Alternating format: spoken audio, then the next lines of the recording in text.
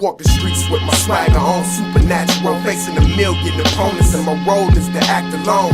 Lights, camera when the action's on. Where I roam is a battle zone, a vigilante in the catacombs. But I rock with a hot shot like a clock when it's cocked and popped and the lead is gone. People say that my head is gone, but it's them same people with need of my help when I'm heading home in life. They say that everybody got a purpose, so I roam the city streets like faulty cellular service. The hot shot sharpshooter superhero, destined to shine like light through the dark and evil. I fight for what's right in the hearts of people and try to open your eyes, cause it's hard to see truth. You ever feel like everybody's the same but you different? That's when you know you're here to make a difference. Hot shot, you got a choice to make, stand up or stand down. Fight or flight, get up, bang out the world's weight. Can't wait to see what you about. It's showtime, act now. Hot shot, you got a choice to make, stand up or stand down. Fight or flight, get up and bang out the world's weight. Can't wait to see what you about. It's showtime, act now. Hot shot.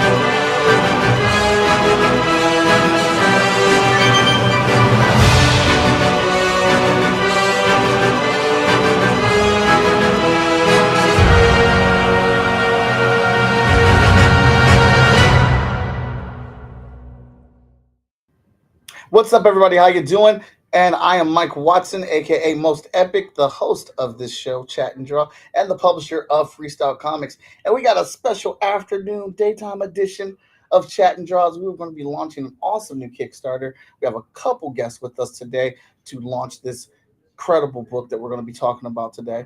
I want you guys to sit back, relax, have your questions in the stream, but also be ready to pledge and support, because we are launching this Kickstarter live on the show. Now, I am the publisher of Freestyle Comics, and I got a little bit of news to get us caught up on. But first, our sponsor, Clip Studio Pro, which I will be using today. Clip Studio is an awesome art program. And right now, if you scan this QR code, you get a trial of Clip Studio to use for 90 days, full access to check this out. And at the end of it, if you're like, hey, this is dope, buy it, and just let them know that I sent you. Let them know that the people over at Chat and Draw sent you over to check this out. If you got a young up-and-coming artist that is trying to figure out which platform to go with, this is a great thing. Or if you're just trying to figure out, excuse me, if you're trying to figure out if Clip Studio is the format for you, this is a great way to try it out and see what it's about. I thoroughly enjoy Clip Studio, so I do recommend it. And that's not just because it's a sponsor, but because I'm a client. Now, yesterday, I am so excited, y'all. The Kickstarter has shipped. All right? The Kickstarter for Hotshot 12 has shipped. Go out there. Check your emails. And when you check your emails, don't forget them spam folders, because it might have went in the spam folder. Check your BackerKit account or your Kickstarter account. All three have been updated with the information you need to get your information. Now, if you checked all those sources and you don't have your download codes or your tracking number, then go ahead and hit me up, and I'll get that for you. Jackets have been shipped. Well, actually, I'm sorry, jackets are being made, and then they will be shipped from our distributor directly to those who have ordered jackets. Same thing with the hats. all the books and everything have been shipped. And because of the delay with our process, we added extra metal bookmarks, we added extra prints, we got digital download bonuses for our digital awarders, rewards, and things like that. So we apologize for the delay. And that's on nobody but myself, my poor planning and scheduling. And I apologize for that. We've sat down, we've looked at kind of like how we're doing these things with these Kickstarters, and we have eliminated some things and we've added things as well. So to remedy the getting things out in a more timely fashion is our goal and objective. So we do, as always, appreciate your patience and your support. But be sure to check your emails and stuff like that for your tracking and your download codes. But enough about that. Let's go ahead and get into it and bring out our guest tonight. I'm so used to doing this show at night. Bring out our guest today at noon on Chat and Draw. Let's bring them out in traditional fashion. Wait a second. A new opponent has interrupted the tournament.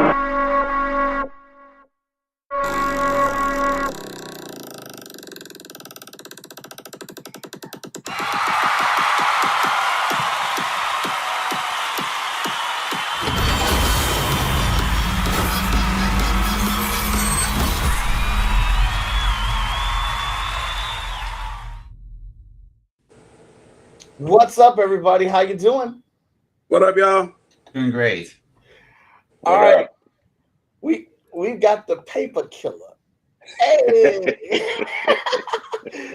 Patrick of Plugo Arts and David Laforest all here today with us. This is the team that's putting together this book. And David, I'm going to let you highlight this, man. Why are we here, man? What are we here for? What's the name of this book? And give us a quick pitch. This is Asani Entertainment. Asani Entertainment reimagines genre for a new audience in a new millennium. We are publishing Welcome to the Evolution, Ray of Hope. This is your doorstep, your entranceway into a new superhero universe, the Asaniverse. We have, can you pull up the video here? I will be able to, yes. Sure, I want to show the video for the Kickstarter right before we launch it. Okay, actually, from my end, I won't be able to show the video until you launch it. All right, then guess what? I've read the details. Boom. Drum roll. Ringo, hit it. Hold on. Watch. Get it. Pull it up. Launch. It is up. Your project is live. Who's going to go first? Who's going to be the first person to back it? Oh, the project is live right now. Hey, it is live right now. You can play the video right now. Well, hold up. I'm about to pledge, man. Uh-oh. Mike Watson wants to be the first one. You damn right. He cheated. He's going to be the first. Hey, we said it was happening today. I don't want nobody seeing my personal information. All right. Wise man. Okay, boom. That's what I'm getting. Let's go. Pledge. There we go. Got it. Pledging that in. Yes, that's my credit card. Come on.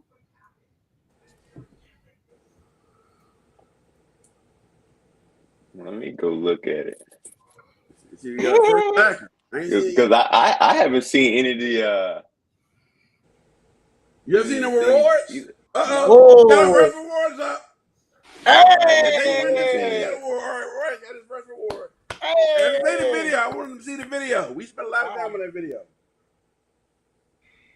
Yeah, baby, that's right.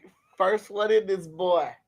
All right, you guys scan that QR code. I'm gonna take it down real quick though, but I'll put it back up. It'll take you directly to the Kickstarter. We're about to get ready to play the video. Give me 1 second here. Let's go. Entire screen. There we go. Share.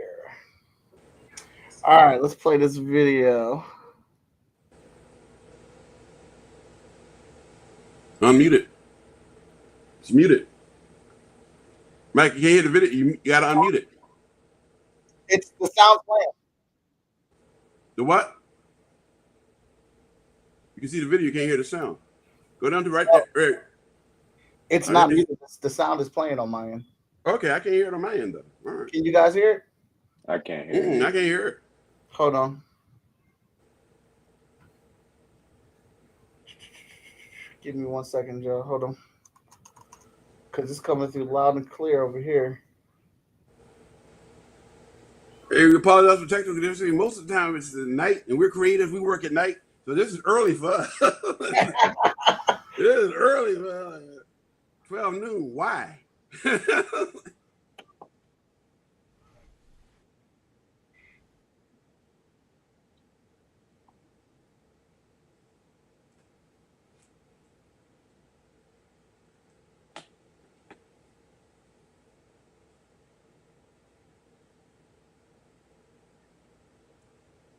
Can you hear it, Mike? Because we can't. The videos are incredible. That's Ren's work right there. We saw Patrick and I were having a production meeting with Ren, and Ren showed us a Blackfish, one of our characters, and he showed us this drawing. I was like, whoa. I was like, when I first saw it, I was like, whoa, this is incredible. And then, wait, you can do that with all your drawings? Yeah. And I commissioned right on the spot. That work right there.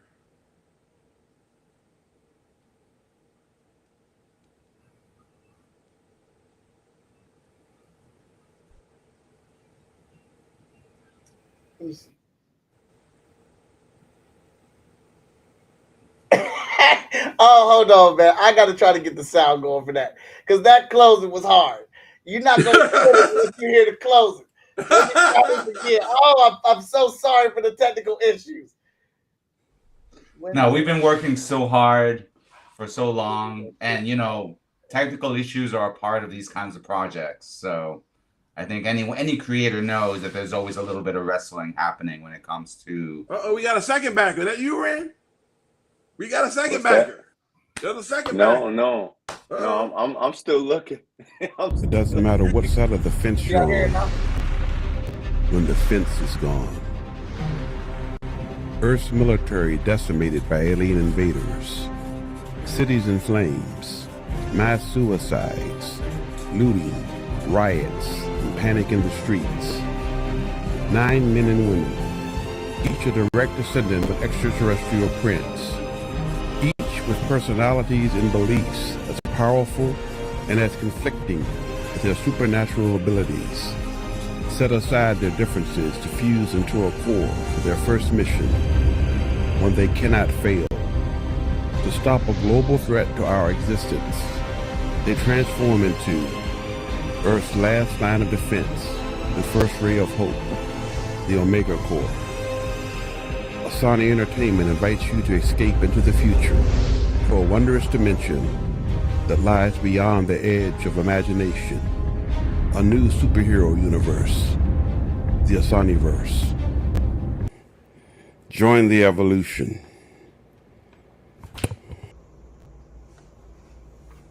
Come and go with us, if you dare. Hey, he meant that.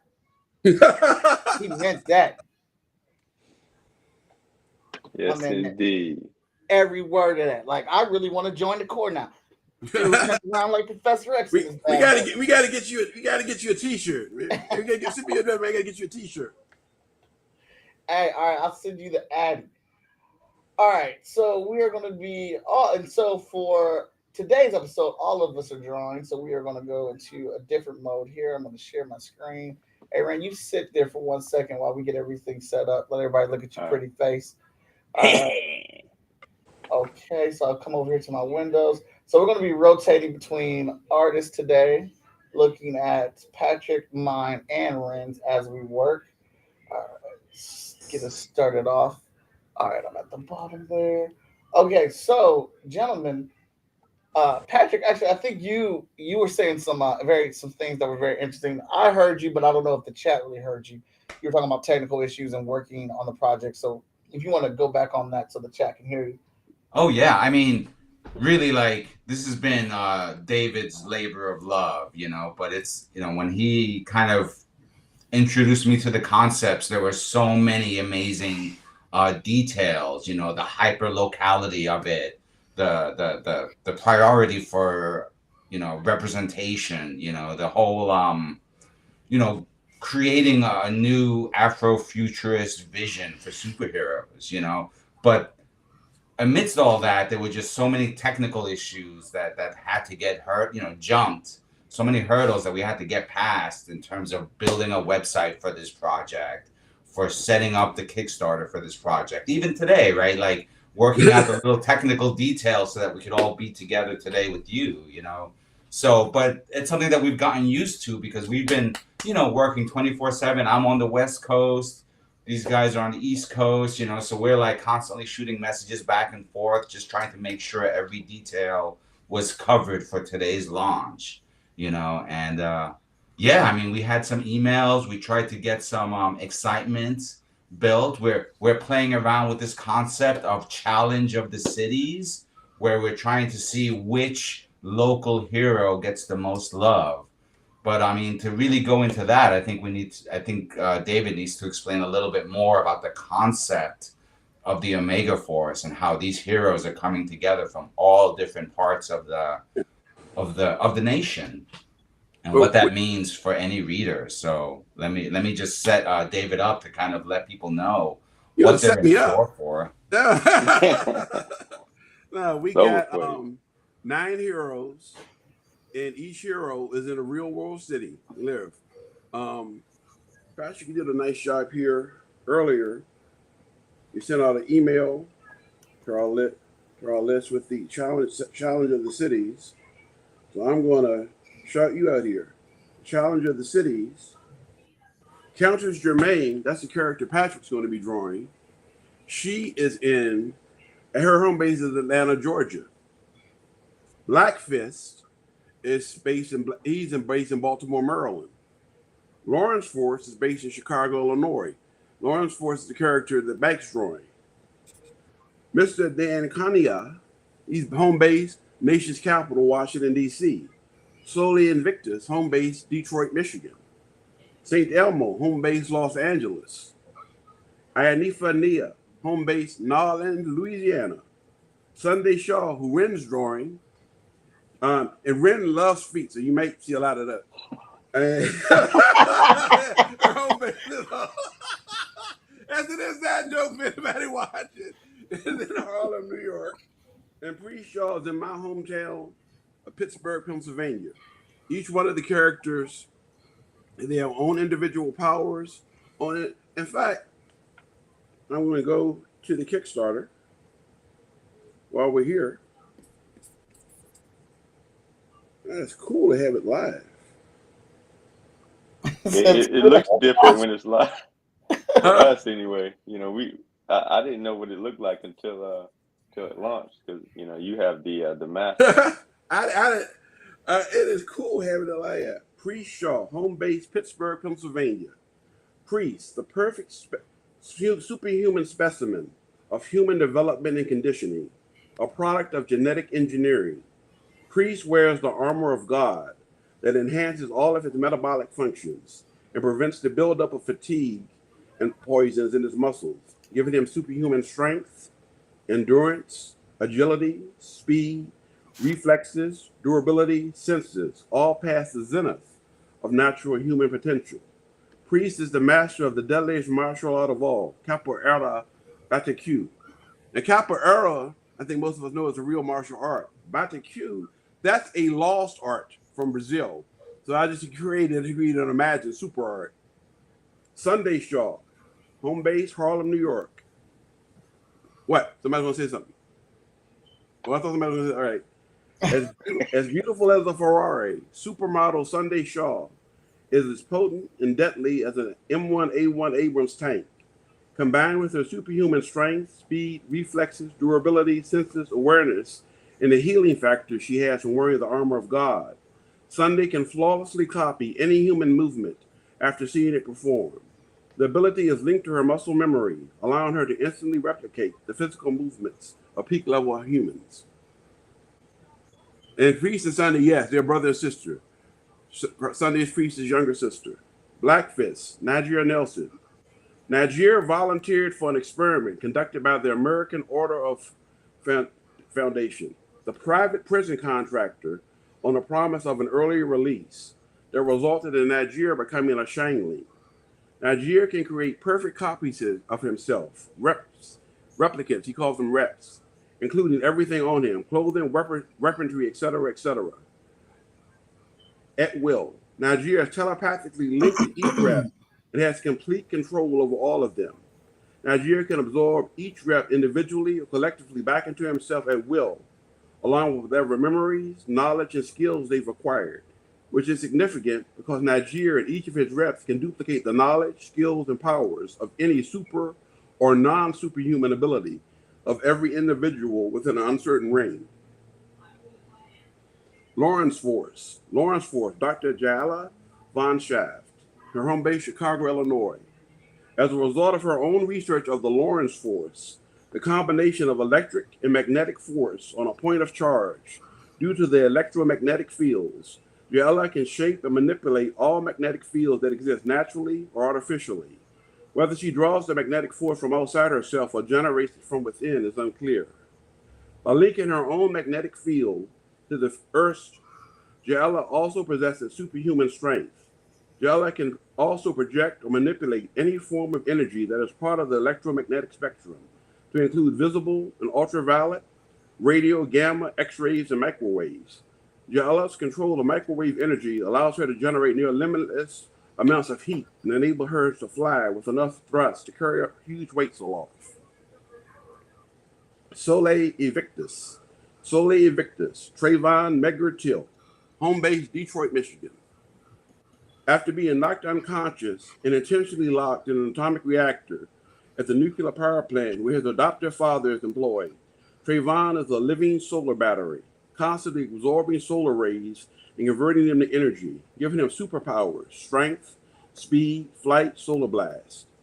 Trayvon can also release nearly all of his stored energy as a powerful omnidirectional explosive burst, many more times more powerful than a standard blast. Ania Van Peebles, home base New Orleans, Louisiana. Chosen by the Council of Ionifas to be the next Ionifa, the serf protector of Earth from all mystical forces. As the Ionifa, Ania is the most powerful serf in existence, more powerful than any and all mages, warlocks, witches, shamans, sorcerers, druids, magicians, individually or collectively. Possessing the accumulated knowledge and supernatural abilities of each of her predecessors, Ania's celestial powers include conjuration, energy projection and manipulation, dimensional teleportation, precognition, illusion casting. The full range of Ania's celestial powers is incalculable. Ania's celestial powers usually manifest as glowing pink holograms. Mr. D. Ankania. Booker Douglas Nelson, home base in Washington, D.C. As a result of volunteering for the Operation White Coat human research experiments, Booker's body is made of fluid molecules, which he can channel into augmented strength, durability, and damage resistance, increasing as he grows, as he has the power to grow to gigantic sizes. Booker generates an invisible field of psionic energy that creates fluid molecules in any item he's wearing to match his size and appearance. Booker is superhumanly strong and durable at normal human size, and he can psychonically shift the fluid molecules of his body to duplicate any humanoid of either sex, wearing any kind of clothing. Booker can precisely duplicate another person's retina pattern, finger, palm, skin pore patterns, and vocal cords. Countess Germain, that's who Patrick's drawing. Dr. Jala Von Shaft, she and Lawrence Force are sisters. Home base Atlanta, Georgia.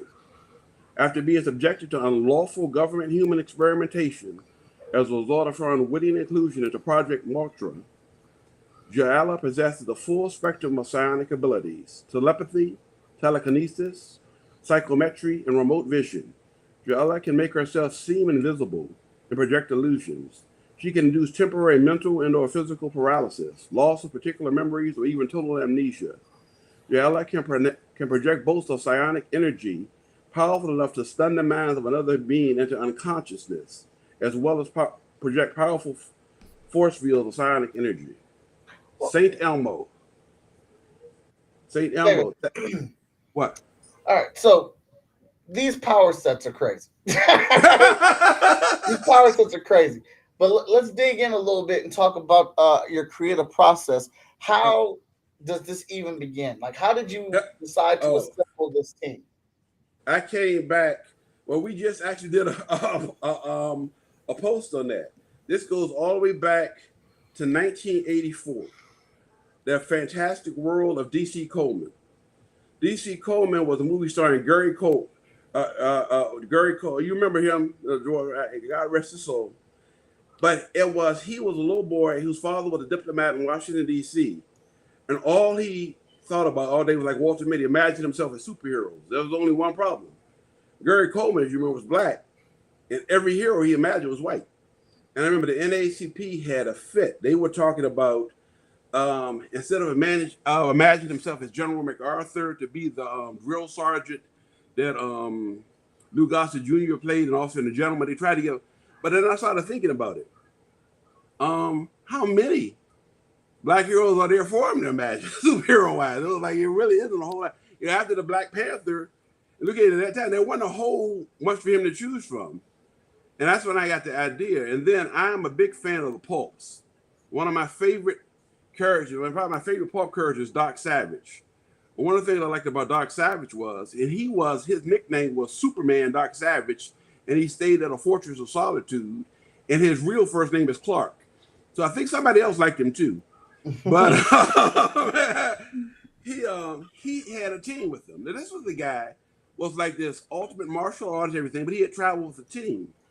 And so I thought that was kind of cool. But I was like, the movie Buckaroo Banzai also came out there, and I said, a rock star superhero. And I thought, rock star superhero. What if Dark Savage? So I thought, what rock star would make a good superhero? And again, it's 1984. Purple Rain. Prince came on. I thought, Prince can play 30 musical instruments, but he still has a band like Dark Savage. I said, what if Prince was a superhero?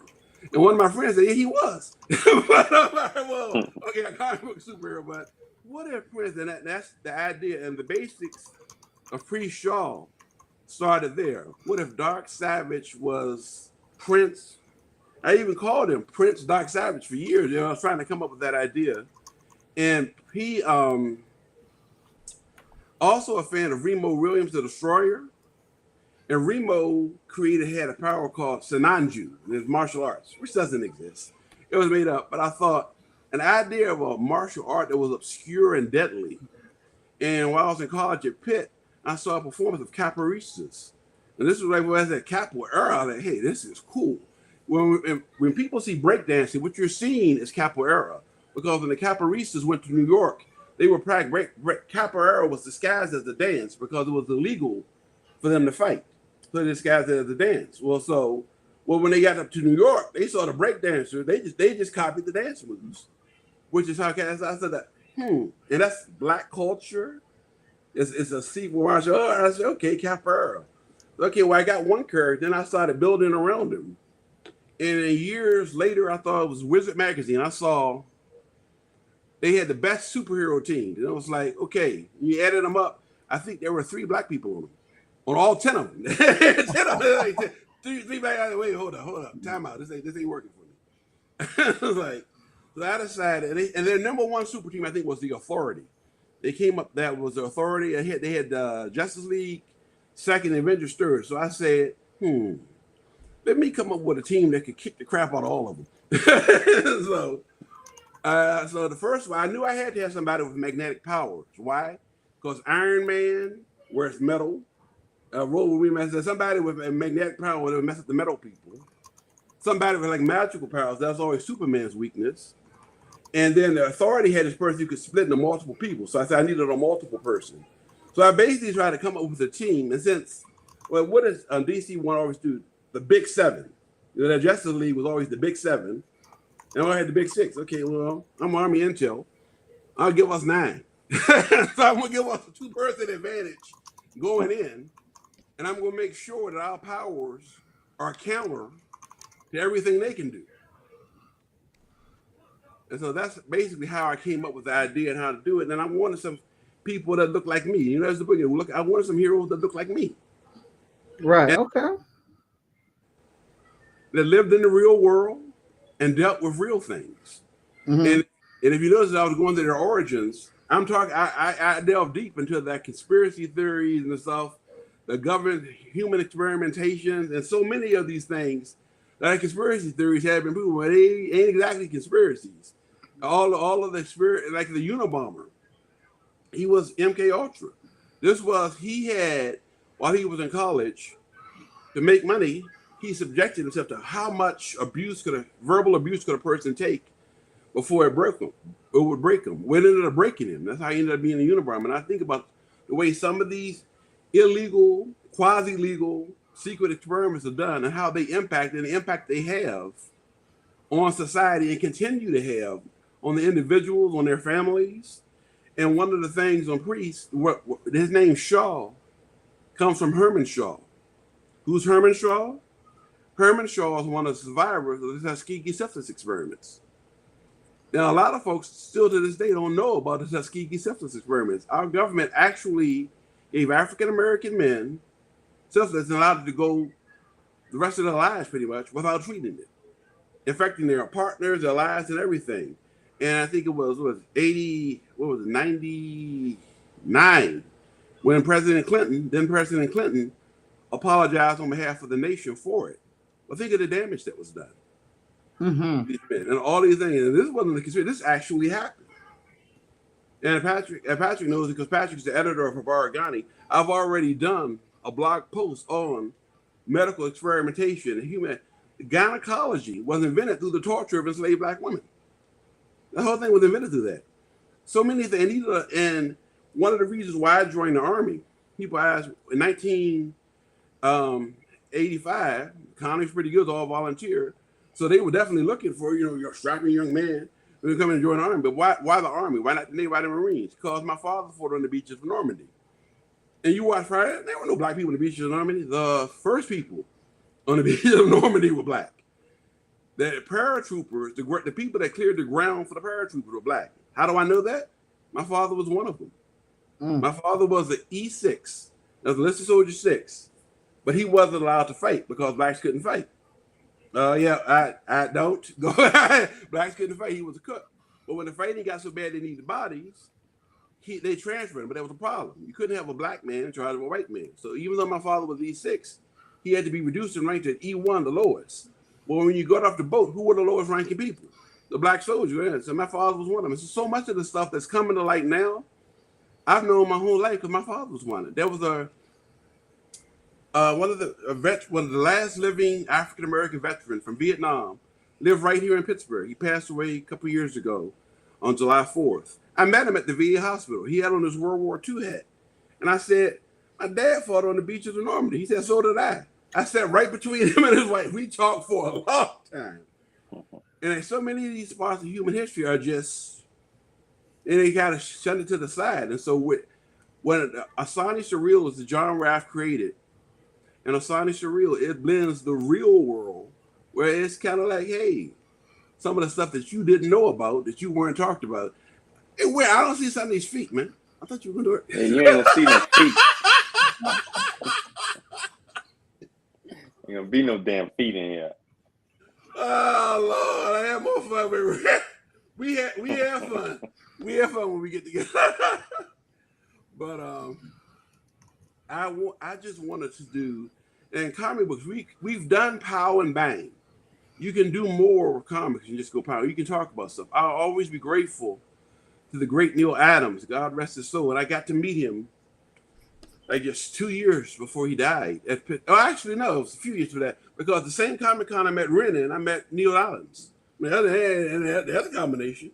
But I met, and I made up a post of the comic that he and Denny O'Neil did, where first time when an African American man talked to Green Lantern, you say the yellow skin, the purple. You say the purple skin, this skin. What about the black skin? He put his head, and I made it up for him and said, "Thank you, Mr. Adams. Thank you for including me." And then a guy came over to me later and said Neil was really touched by that, and he shook my hand, thanked me. I didn't find out later who that guy was. That was his son. And his son came and thanked me because that really touched Neil. And then he wrote later, after Neil died, he said that I met so many of Neil's sons. I mean, I met so many. He said, but he was really touched that I how much they meant to me. And then also, although he has kind of lost his mind here lately, was Jim Steranko, also from PA. I shook hands with Jim because he wrote The Block. It was a story about two kids growing up in the hood. One got into music, the other one got into drugs and died. And it's kind of like, dude, like, you're talking about my life story here. And I was just grateful to the folks that put me in the comic book because I was reading that I was in them too. And that meant a lot to me. And I got, and one of the things that I really feel blessed about and I'm just so happy about since I've been on Facebook, Barry Windsor Smith, the first artist, comic book artist on Conan. I said, as a Facebook friend, and people ask me, how did you get to be friends with Barry Windsor Smith? Well, he sent me an invite. I was like, some of the people who I grew up admiring, who the reason why I want to make comic books, I've become friends with, I've talked to, I've got it, and it just means so much. Like Ron Friends, who's from Pittsburgh, went to the Art Institute of Pittsburgh, which is where I started before I joined the Army. We're friends, and it just means a lot to me, and the support that I've gotten from other comic books. It is to be a part of this industry. I love this medium. Always have loved this medium. I'm a film major. Want to make comic book adaptations, and so I'm really happy seeing the Marvel movies being successful. But now, okay, we've done that. Let's see what else we can do. You know what I mean? It's time to expand the genre, to grow the genre, to do more, and to be more inclusive of people. Because the Black Panther movie was a huge success because one of the genius of Ryan Coogler's direction and the script was that. But there's room for more than it's like the thing they say, you allow one Black movie star a decade. You get Richard Pryor, you get Eddie Murphy, you get Denzel Washington, you get one a decade. You get one a decade. No, I want more than one. You know what I'm talking about? You get one a decade, is it?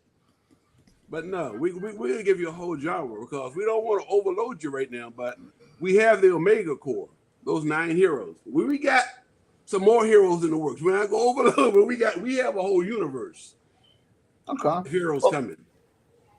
Patrick, Ren, yes. Either one of you guys can answer this. What appealed to you about this project?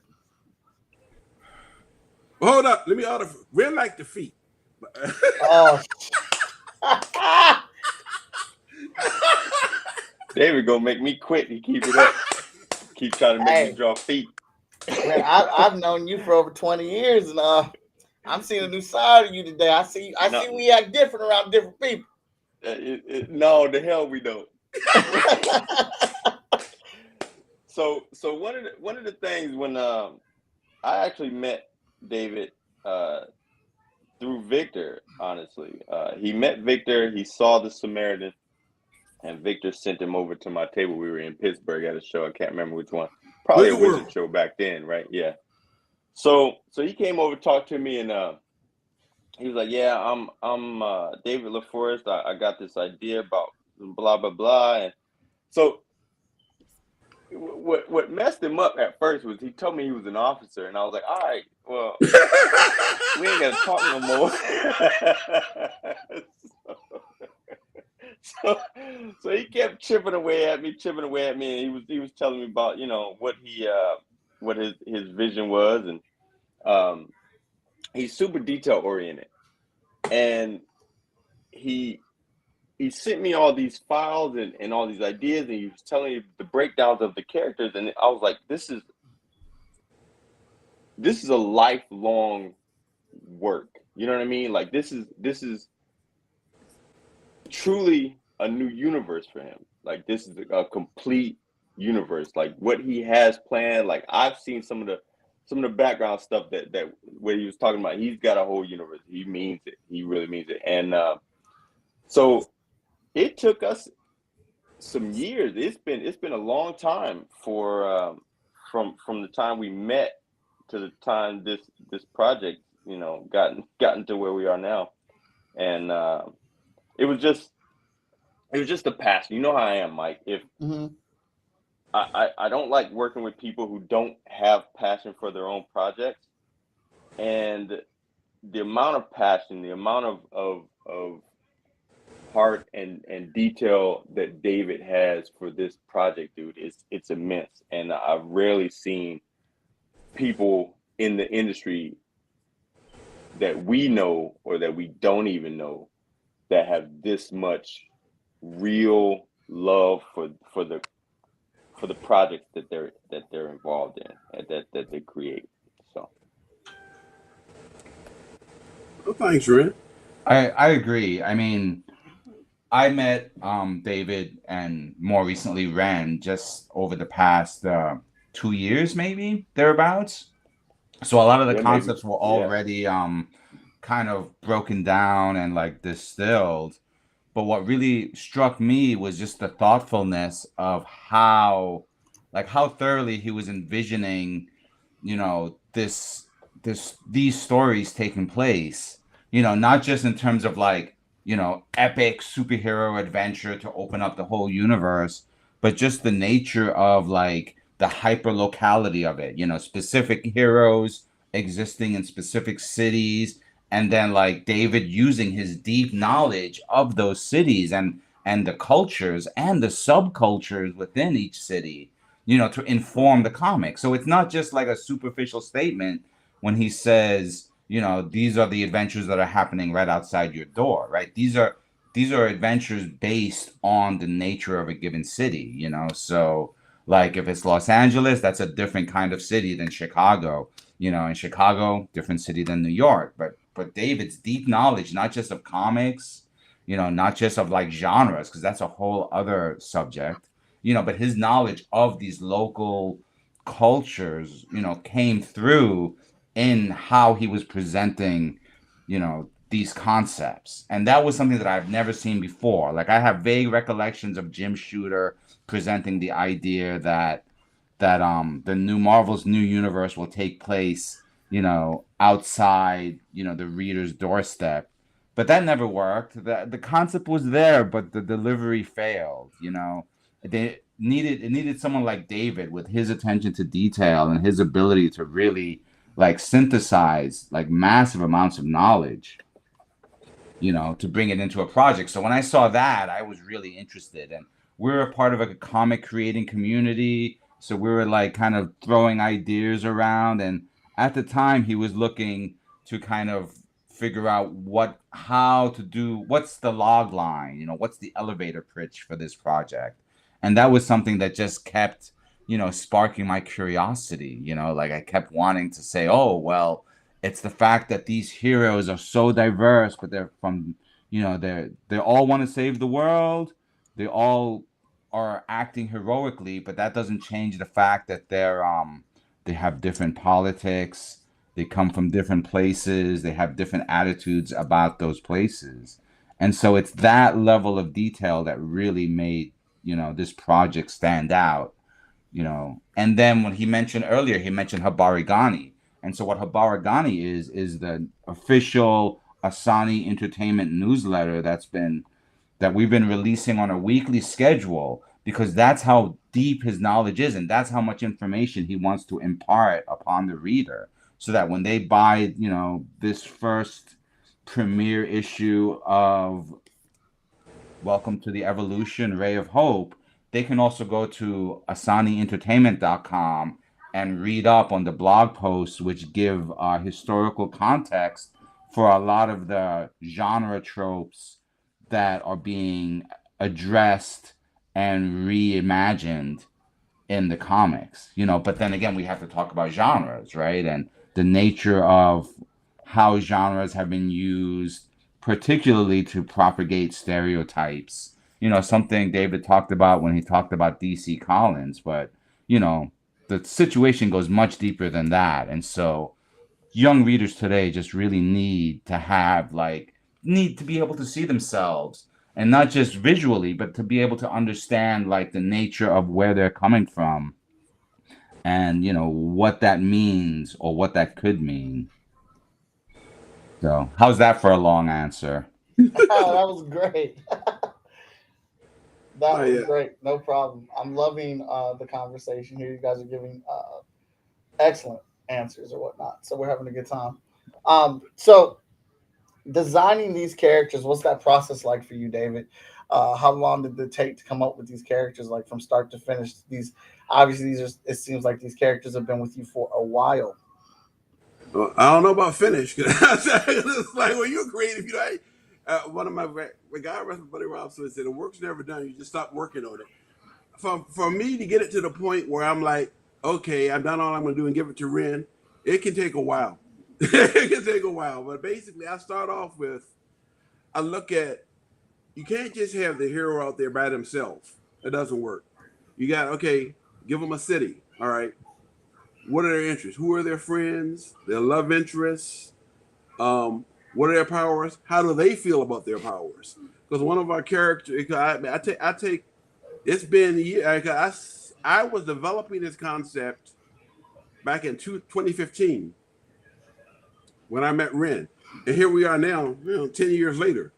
And I'm still working on it. So to answer your question, it's still a work in progress. I'm always refining the concepts. Ren has a few characters he loves. I know he loves Sunday, but one of the characters he loves is Soli Invictus.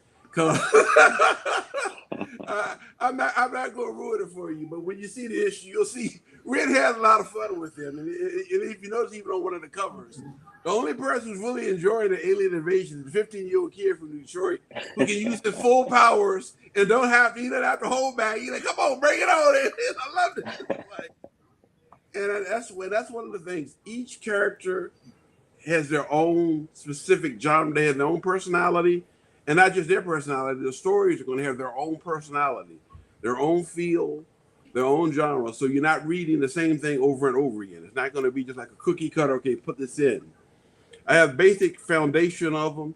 They've got to have, who are they? Answer the fate. Who, what, when, where, how, wow. What's their motivation? Why do they do what they do? How do they do it? Where do they live? And then after that, let's give them something unique to make them their own identity, their own hero, not a doppelganger of somebody else. Mm-hmm. I'm digging. Oh, go ahead. One of the things you do visually, we had a lot of stuff because Ren and I, we worked on stuff for a while. The image of the Omega Core, and when I went down to New Orleans, everybody caught it, but when I was up here, hardly anyone ever caught it. In Black culture, a lot of know the Divine Nine, the 9 original fraternities and sororities. And if you look at the colors of their Omega Core, we allude to the Divine Nine. And I had 3 guys within 10 minutes come up to me, the Omega Core, and they gave up the Kappa sign. What's up? Why not? I was like, I could not believe how fast everyone caught what we were doing the color. And then some of the stuff, folks still didn't catch. It was like, when you look at the pre-show, he's wearing a tan suit. That's Obama's tan suit. Lawrence Forrest, her hair, that's Jackie Ormains, the first African-American female cartoonist who's right across the river, actually right down the hill from me on the south side. Jackie Ormains, the first Black cartoonist. So St. Elmo, he looks a little like Chuck Berry. We are alluding to Black culture, so we point to a lot of different stuff to keep people involved, to make it more real. For those who know, they know. They'll see it. They caught it. It was instantaneous. Everybody, I had 3 guys. Hey, what's up? Omega Core. Because Kappa's and Omega's are right. It was instant recognition. Whereas when I explained what the Divine Nine was, then they say, down in New Orleans, instantaneous. I was down in Bird Fest, so they knew what I was doing. So it was like, and it gets people to enjoy it on a different level. Because if you know what I'm referencing, they get a different level of enjoyment and stuff because they may enjoy it. But if you know exactly what it is, certain things, folks who didn't know, Ren and I are both in the Army. There's certain times when we say things, he's laughing a lot because he knows exactly what I'm talking about. And it doesn't hurt you to not know it, but if you do know it, it makes it more fun. And this is why we encourage people to jump onto AsaniEntertainment.com or the Asaniverse.com so that they could subscribe to the Barigani newsletter and get some of these deeper takes, right? Because on AsaniEntertainment.com, we have a blog that presents like the deeper resources behind the comic series. I mean, there's also character profiles, there's also a few preview pages that you could check out. But if you subscribe, you're getting a whole deeper level of information. You're getting like personal anecdotes from David. You're getting some highly researched essays, presented in some unique formats so that, those missives, aren't going to just tell you when the next sale is or when the next campaign is. They're going to enrich your reading experience and give you a much wider knowledge of, the vision that David's been cultivating for so long. I still can't see the feet. I mean, this is the inside joke between us and Ren. I don't know if you guys remember the Blade Runner, the guy, the Australian guy that had his feet. Ren thinks everybody should be like that. Yeah, cut them things off. Telling you, everybody would be in the Paralympics if it was up to me. Chopping people's feet off. Let me run for president. That's gonna be my first decree. No more feet. Damn, it'll make every artist's job easier, right? Rex Ryan, better believe it. Hey, I know one artist that'll be happy. I ain't gonna say his name. He's pretty famous, but yeah, he doesn't. No introduction necessary. Yeah, he doesn't draw very good feet either. I can draw them. I just don't like feet. Period. But yeah. So whenever I don't have to, I don't have to. Oddly enough, David made me draw feet in the book. So if you guys want to see me draw hoofs, then that's the only other thing about Ren. He really has trouble because I tried to tell him, and Mike has tried, we've all tried. Ren is convinced that Batman Bruce Wayne can beat up any hero. He thinks he can take on Thanos. There he goes. Who's convinced of this? Who's convinced of this? That Bruce Wayne can beat up Thanos in the Hulk, everybody by himself. He thinks he's the baddest. Hey, Mike. Hey, listen, David is an ultra troll. Oh, okay. That dude, like, come on, Mike. We've been brothers for how long? And he's making me question the relationship. Ain't no need. Just understand. If he says Ren, and anything after that, just about is gonna be a lie.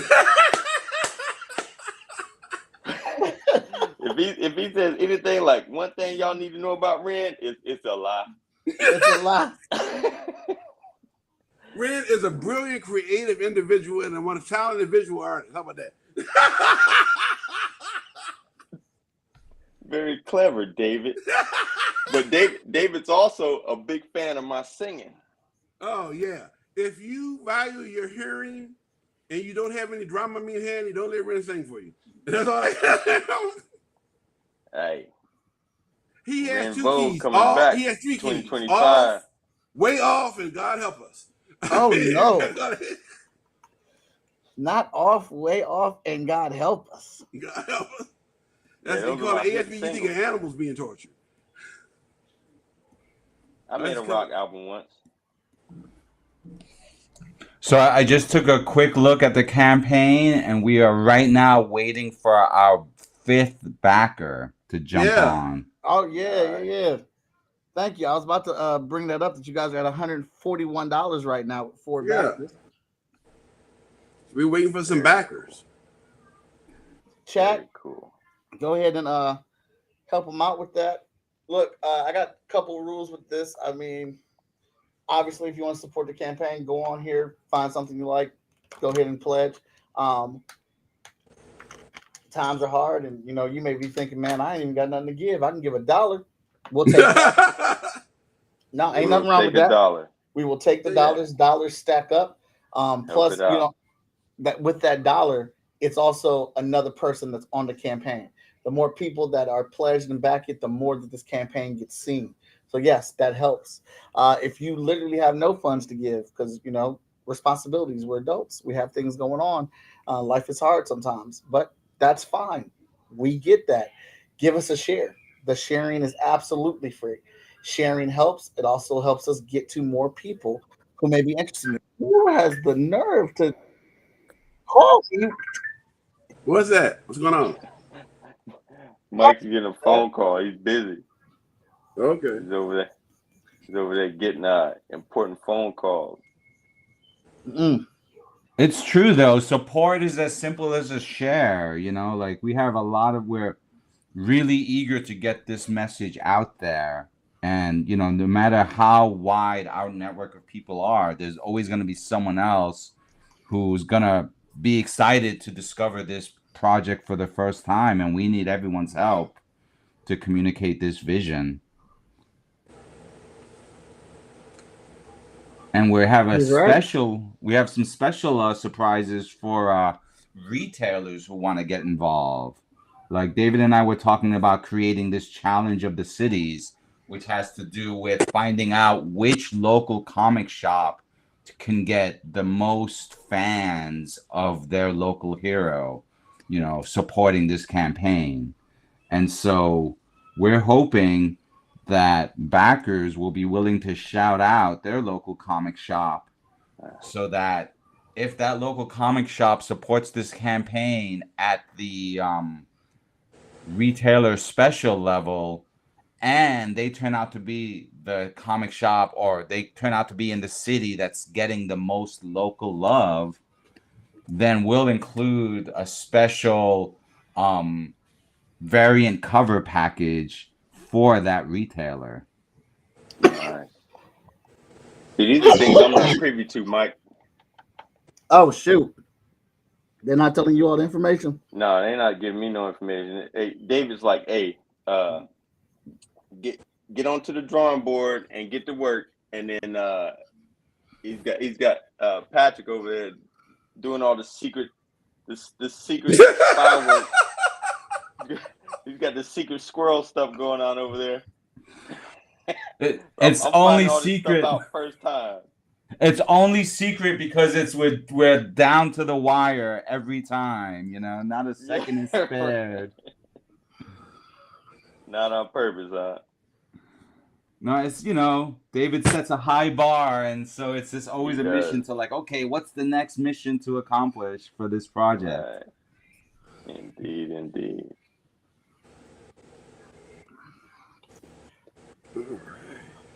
What's going on, Paige? I'm just looking up here right now at the comments. What's going on, Paige? How you doing? Who's Paige? Paige Alfred is in the you comments did chat? Right now. Okay. Yeah. I don't see the comments. You don't have a bar that shows you the comments on the left? All right. It might be on the right. Yeah. You know? Let me. Oh, there I see it. All right. Yeah, I just opened up my screen. I see it. Yeah, you gotta open that up, dude. No, I've got 5 things going on at once, as you know. I got 5. Always. That's on a slow day. I got 5. Like, you gotta take some time to focus on what we're doing right now, David. What are you doing? So I see someone ask which character is this, but I don't know which that is. Yeah, you got it. The pink and green is Countess Germain. That's the Countess Germain. That's Patrick's drawing. Lauren's Force, I haven't seen what Mike is drawing. She's wearing blue and yellow. And Sunday, if she's wearing clothes, is wearing red and white. Yeah, look, I didn't want to put her in a natural outfit. Which she does like to wear. You did, but you decided against it. Except for the feet. Her feet were I gave a little glimpse in this one, but you know, if you guys want to see more, you have to get the book. Yeah, I mean, the artwork in that book is astounding, Ren. I have to say, I've just been loving these pages as they come in. Listen, David is particular, and I really had to put in my best foot because, like I said, he really impressed on me how much love he had for these characters, how much love he had for this book. So I wanted to give him, you know, my best work. And let's not forget This is the first full book I've done since The Samaritan, and that's nearly 15 years, I think. Um, I know it's more than It was 10. Samaritan. You mean this? Yeah, Samaritan. Victor Dandridge special. Yeah, so I've obviously grown a lot artistically, and you know, I wanted to make my presence felt in the quote unquote indie comic market. You know, let people know that Ren's still out here doing his thing, man. Well, I mean, one truth that we all can acknowledge is that comics takes a long time to create. It does. Yes, they do. Yes, they do. Well, no, wait. Let's just add say that quality. Quality. Because if you're just trying to put something out there, you can knock it out in a minute. If you're just trying to throw something out there. If you just avoid drawing the feet, you'll save a little bit of time. yeah. Stop making me draw the feet, man. We just need like a heat haze, right? Or dust, lots of dusty or tall grass. Not tall smoke. grass. Yep, a lot of smoke.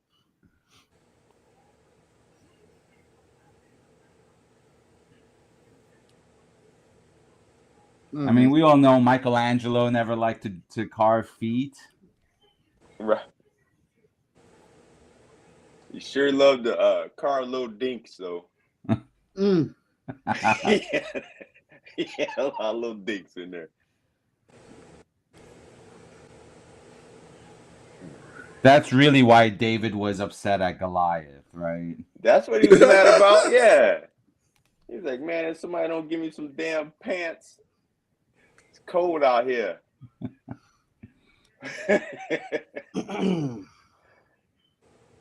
See, you know, we're artists. We're having fun with art history, right? Yeah.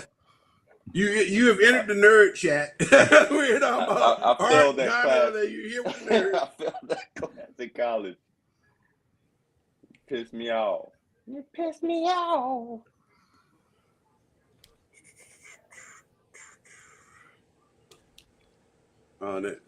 Is that Patrick? Is that you, Patrick, on the screen now? No, that's Most Epic. That's me. You really got you going like 70s blaxploitation vibes there. I'm loving it. Oh, nice. And I mean, that's kind of perfect for what's going on, because one of the missions of Asani Entertainment is to redefine blaxploitation. Mm-hmm. Yeah. David, maybe you could give some of the viewers a little brief history on blaxploitation and why we need to redefine it for a new generation. Blaxploitation. I remember when the first blaxploitation movie was not Shaft. It was Sweet Sweetback's Badass Song by Melvin Van Peebles. And when Melvin Van Peebles came up, he had an enormous amount of problems trying to get it started because he wanted to make this movie. And so that he could skirt from working for the union, he said they were shooting a porno so that he wouldn't have to pay the union people. He had all kinds of problems. And when it was first released, he borrowed money. He had to borrow money. He sold his motorcycle, sold everything. And then the first showing, he thought, he flopped. It didn't look like nobody was seeing it. Then he came back to the second showing, and the Black Panther Party had sold it out and made it a part of membership to have to go see the movie. And it became, if not, because we're not sure of the numbers of any of them, but it may have been the most successful independent movie ever. Not Black independent. Given how much it was made for, or rather how little it was made for, and how much it made. Well, then after that, a story about a white detective became a black detective, became Shaft. And then from there, and here's one of the things, here's me giving you some nerd film history. Thank you, Fee. Hollywood was going through some trouble. This is coming out of the 60s after the studio system. Hollywood wasn't doing too good. Blaxploitation brought people back to the movie theater because mainly it brought a lot of black people to the theaters and brought white people to see black people to the theaters. And that basically saved Hollywood and gave Hollywood a chance to reset its footing. The problem was the NAACP didn't like some of the stereotypes that were being perpetuated and some of the things, some of the negative images, some of the negative aspects of it. And it was shut down. It basically ran, I mean, you could technically qualify, but basically it ran from 71 to about 76, some of the things afterwards. But if you look back, one of the things, and Frank Williamson, one of the stars of blaxploitation, he was in the movie Original Gangsters, where now most of the cast is gone, but along with the queen herself, Pam Grier, is that blaxploitation, the black guy got to be the hero, got to win his fights, and got the girl. Now, that's normal for the white hero. And the black guy, who was the first person to die in most movies? The black guy. Who didn't get the girl? The black guy. Who didn't win? Who lost the fight? The black guy. It changed how it's been a young brother like me growing up. See, Ren was born right as this thing, but then you missed it. And the young boy, how good that felt to see my guy win. Hey, he won. And he's alive at the end of the movie. That meant alive. He's still alive. So that was why blaxploitation really helped. And some of the things you've seen, to me, the most honest descendant of blaxploitation is rap hip hop.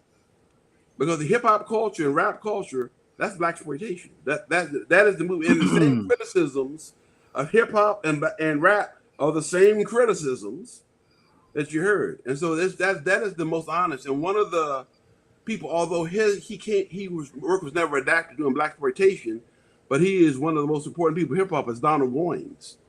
The author Donald Goines, and Donald Goines is a huge influence on me, a huge influence on my work. So that's one of the reasons why blaxploitation is really important. What any problem? See if anybody else is up.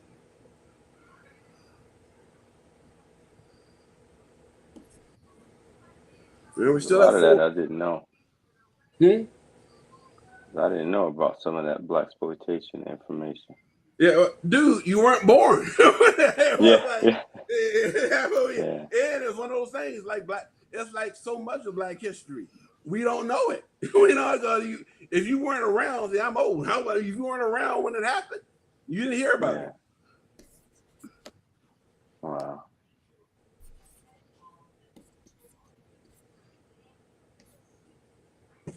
So where are we going? This is now you got her. She is definitely looking. She's got the 70s vibe going on right now. Most epic? Can we see what Paper Killer's doing right now, or is it safe to show what Paper Killer's doing right now? Well, he was on an unbuttoned shirt, so I don't know what we about to step back into. Hey, go ahead, jump in there if you want to. Hey, look! He dirty. Yeah. Put it on Pluggo. People might think this is a different kind of show. Put it on Pluggo. No, keep going. Keep staying there. Wait. Drop that to the feet. Yeah. I'm gonna go ahead. Here goes the feet. Here's the feet for you. There you go.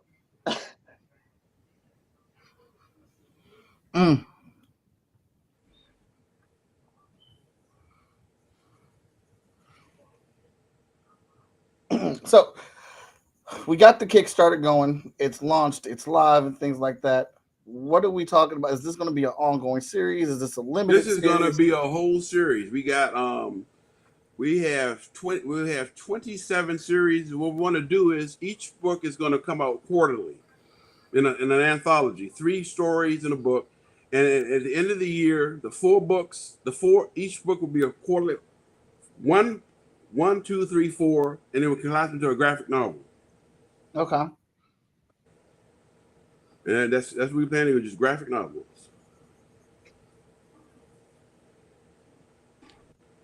That's what we want. Because the thing is, we don't want to, people to have. It's like you want to read. When's the first Superman story? 1938. Okay, that'll be a better reading.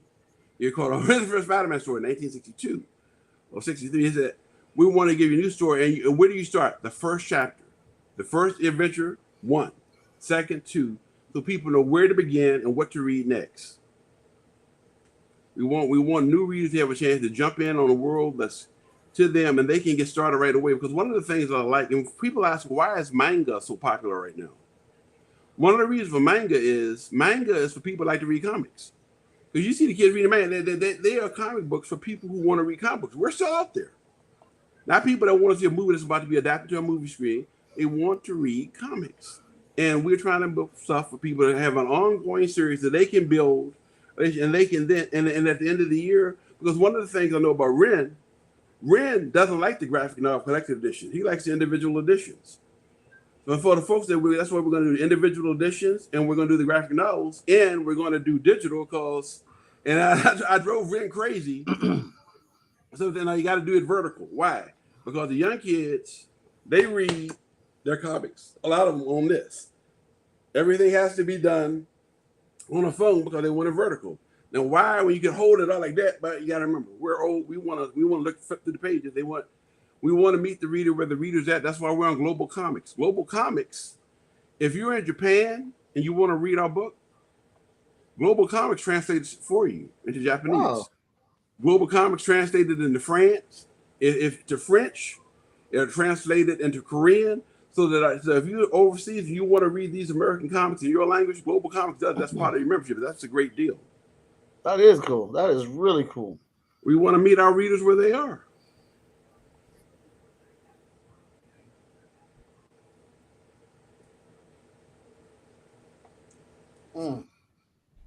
What's Pluggo doing? Let's see.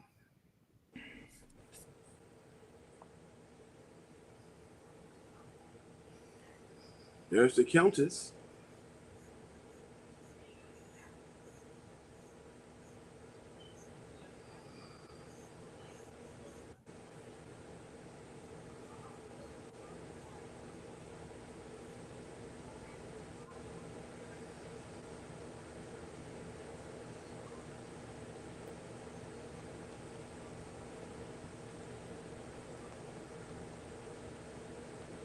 Oh, and Mike, I got my downloads from Hot Shot today. Oh, awesome. Good. Thank you for your support. All right, got you. That means that emails did work. So please check the spam folders.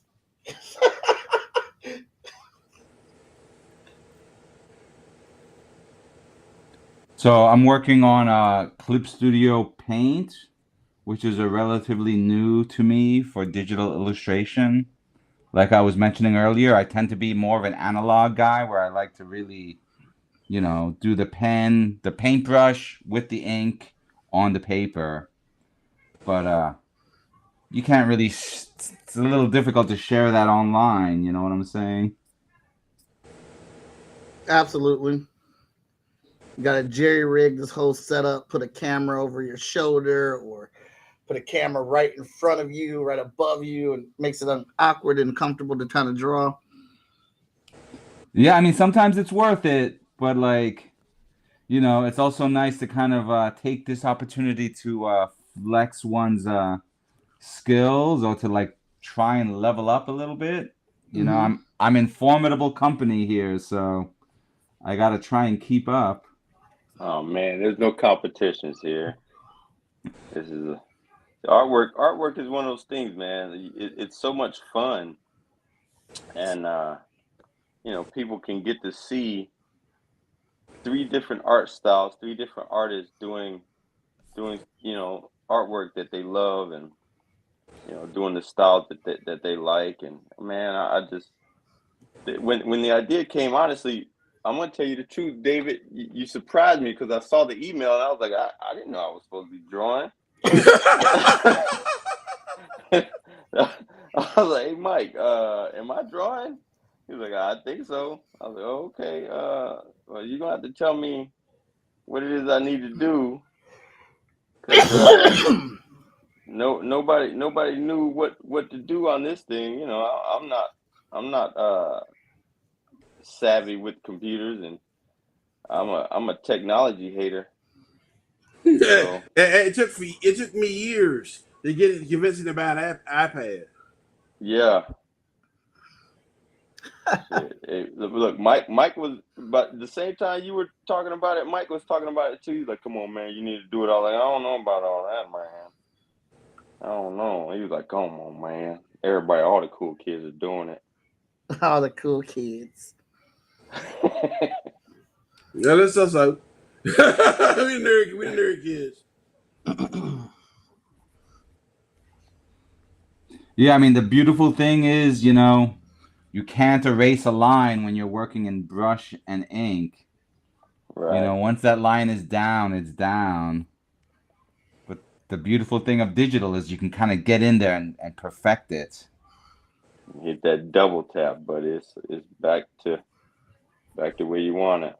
I mean, the one warning is you got to be careful of spending hours working at like 500%. I'm like, I'm gonna get every tile on that roof on that building.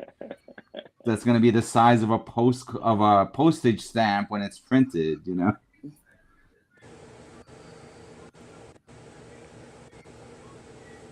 True that. Is there a reason she doesn't have a face, there, Patrick? Mostly because it's, I'm saving the best thing for last. Okay. Oh, look, okay. She's gonna be kind of odd. All of these other things are like preamble to like that face. I want to get it just right. And I noticed Mike is doing. Everybody does different. Mike is doing the colors of the costume last. He's doing the face. And it's interesting watching three different artists the way they work. Patrick put the colors up first. Well, you did the figure, then you did the colors. Ren did the color of the character, and this other. Pat, it was interesting watching three different artists take three different styles of how you work. It's pretty interesting. I like it. That's the cool thing about art, man. There's so many ways to get to the same goal. Yeah. We'll all be at the finish line. There's no right way. There's no wrong way. And Mike and I, that's one of the things, man. Like Mike and I have always, looked at each other's work and critiqued each other and found the cool stuff in them that other people probably wouldn't notice, but the artistic respect of how he works, knowing that that's something that I don't do, and same with him. I'm assuming, I'm not going to try to speak for him too much, but we just have that crazy respect for each other's work. We're not going to tell anybody else, so make sure you guys make sure everybody keeps that to themselves. Since we're not live or anything, so absolutely. I don't want anybody thinking I like Mike Watson or anything. I didn't know you love feet. Hey, listen, they know that. I like Mike Watson about as much as I like feet. How about that?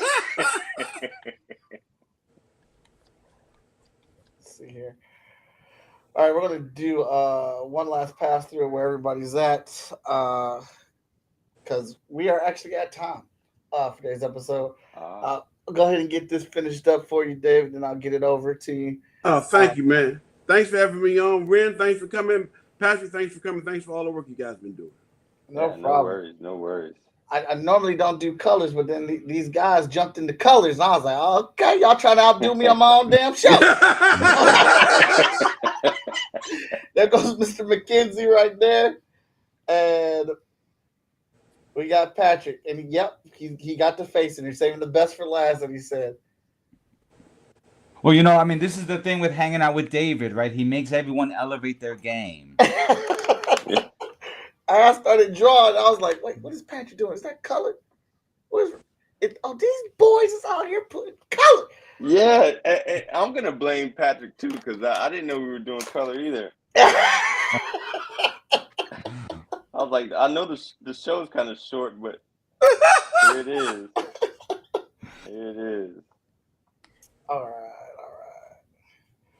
Well, look, everybody, I want to thank you all for coming on today's episode, taking the time and setting up.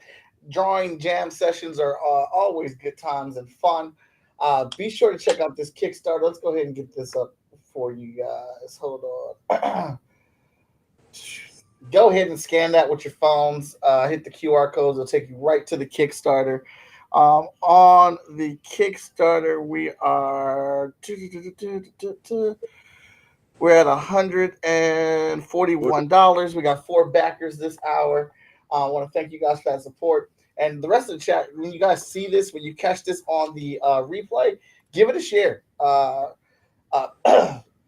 David, I would say take the YouTube link and I would update this on the Kickstarter so people can see it that are pledging and backing it to get more inside information on it. Be sure to visit asanicomics.com. The link is in the chat. Again, remember those rules, man. Pledge and find something you want. We'll take $1 and we'll take a share. Do any of those things or all 3 of those things, and that would help us out a ton as creators. We really appreciate that. Be sure to look for these gentlemen and more of their work out there. I'm sure there's more to come. Especially looking forward to Welcome to Evolution. I want to thank everybody for being on this episode of Chat and Draw. I'm going to be taking like a half an hour break, and I'll be back on to continue working on the children's book that I am working on stream. So we will catch you guys at the next Thanks, everybody. one. Patrick, David, Ren, thank you so much. We'll catch you guys at the next one.